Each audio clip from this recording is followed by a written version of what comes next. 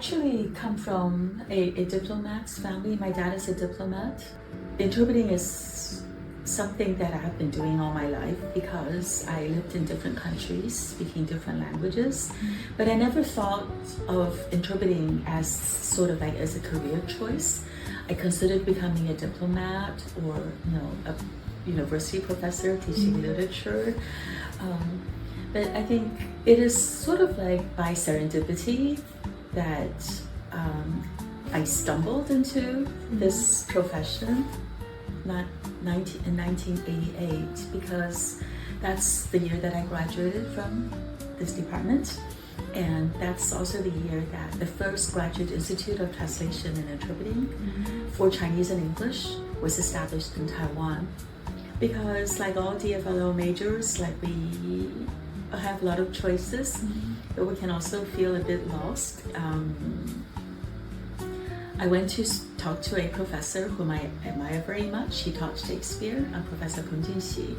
We had a long talk, and then he said to me, Michelle, I think you're too versatile for literature. I don't know to this day, if he meant it as a compliment or not, but because I'm interested in many things. So I decided to heed his advice. I took the exam. It was a very competitive program, to get in because 600 people applied and only 3 were accepted. I got into the program. And back then we had to do both translation and interpreting. So I started interpreting and translating. It took me 3 years to graduate from the program. The fact that this institute was sort of established the year that I graduated, it just seemed to me like, okay, this is written in the stars. Simultaneous interpreting is a skill that needs to be acquired because we normally do not speak and listen at the same time. Consecutive interpreting is the speaker speaks, stops for you to interpret, and you take turns.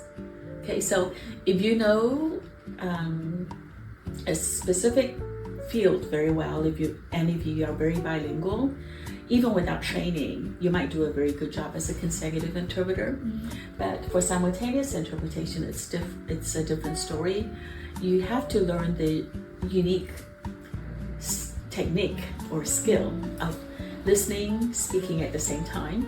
Speaker doesn't stop for you, and as you are interpreting, you have to continue to listen to what the speaker is saying, and you have to have a very good, in interpreting jargon we call décalage, which comes from the French, and in English we say ear-voice span. You have to store temporarily in your short-term memory what the speaker just said, but because of linguistic differences, structural differences, you have to wait for maybe 3 to 4 seconds when you're going from Chinese into English and vice versa. So the information that you've heard and processed but not yet had the chance to interpret is stored sort of like in your dynamic random access memory or ear-voice span. And this is all happening at the same time. So there are at least, maybe 6 or more very cognitively demanding tasks that are demanding your attention when you're interpreting simultaneously. So that takes the special training. What I like most about interpreting is that you get to go into the head of the speaker, and you need to be able to think along with the speaker. You have to step into the speaker's shoes. And if the speaker is an excellent speaker, then it's sort of like by osmosis, you learn a lot and you feel that you're smarter, more intelligent. And that really gives me a sense of accomplishment. Another thing that I really like about interpreting is that sometimes you actually feel like you're taking part in history because important events are interpreted simultaneously. But I would say that my most impressive experience of interpreting would be when the Dalai Lama came to Taiwan for the first time. Yeah, and I was able to interpret for him and to actually sit by his side and to whisper into His Holiness's ears. That for me is the highlight of my interpreting career. How much time do I spend preparing? It really depends on how much time I'm given. So we just do our best. But one of the very first technical conferences that I had to prepare for was turbine technology. And I actually hired a tutor. So I had a tutor from the mechanical engineering department give me actually 3 or 4 like 1-hour sessions just to learn about turbine technology. 所以你即使很用功，你也很难在很短的时间之内就变成专家。所以我比较不喜欢的就是有时候就觉得自己是打肿脸充胖子，然后那种短时间之内压力好大哦，就好像都是要考试，就是每次的会议都越来越难，然后每次要上场工作都好像是要考试一样。但是也有的时候，如果刚好那个主题是你很喜欢的，你也觉得你翻译得很好，你就会有那种哇天时地利人和的感觉，会觉得你好像也真的有发挥很大的作用，对促进人类沟通有做出贡献，然后你自己也因为借由口译或者是笔译，你也学了很多，也更充实。就觉得这么好的工作，边做边学 ，people pay you to learn。当然，这2-3年 AI 真的就是我觉得，不管是口译或笔译，真的是大风大浪。然后很多人很悲观，觉得我们会被取代。那我是一半一半吧。AI 也不完全坏只是现在大家都急着要拥抱新的科技，所以也许我们会短暂的被取代，但是有些东西是不会被取代的，比如说closed door meetings，还有一些 confidentiality 机密的事情，你一旦进了 AI 就出去了，你没办法去管控那个内容，所以还是会有些比较高度机密的 closed door meetings。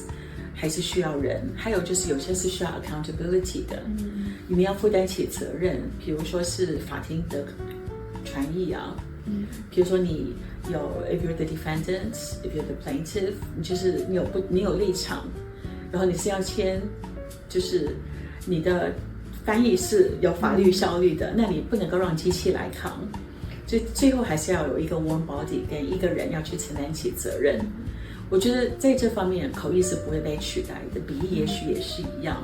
你也许可以用 AI 大幅提升你的速度，还有增加你的 productivity， 可是最后还是有个盖章的，所以角色可能会改变。那可能过去最累的这个翻译的部分，也许机器可以取代一些笔译，比如说大家还是要做那个 post editing 嘛，然后口译的话，我刚刚讲过，就是有些场合还是不适合，对，可是确实我觉得还是会有很大的变化。就像我们过去就是训练学生成为做机器做的事情，那也许未来机器也许可以取代这个最累的，可是你还是有一个，可能就是你扮演的角色会不一样，但是还是会有需要的，对。还是要有人去判断这个翻译正不正确，还是要有人去扛起这个法律责任。When I was a DFLL major myself, this was in 1984, very few people pursued careers in translation or interpreting. 也许笔译会比较多，但是口译很少，所以我那个时候算是第一届吧。但是曾几何时过了30年，口笔译有很长一段时间就被认为是外文系一个很好的出路。